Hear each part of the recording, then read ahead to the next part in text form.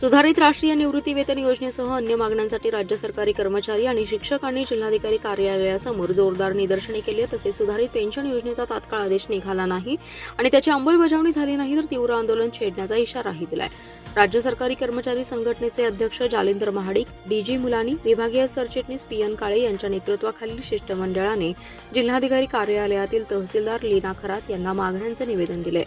राज्यातील सरकारी, निमसरकारी शिक्षक आणि शिक्षकेतर कर्मचारी समन्वय समितीच्या नेतृत्वाखाली 2023 मध्ये जुन्या पेन्शनसह अन्य मागण्यांसाठी बेमुदत संप केला होता. यावेळी मुख्यमंत्री एकनाथ शिंदे आणि उपमुख्य सचिव यांनीही सुधारित राष्ट्रीय निवृत्ती वेतन योजना जाहीर करून राज्यातील कर्मचारी, शिक्षकांना जुन्या पेन्शनप्रमाणे आर्थिक लाभ दिनांक 1 मार्च 2014च्या पूर्वलक्षी प्रभावाने सुरू केली जाईल असं आश्वासन दिलं होतं.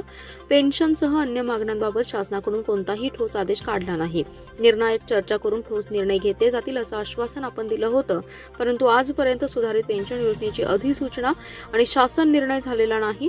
शासनाच्या या धोरणाविरोधात शासकीय कर्मचारी आणि शिक्षकांनी तीव्र शब्दात नाराजी व्यक्त केली आहे.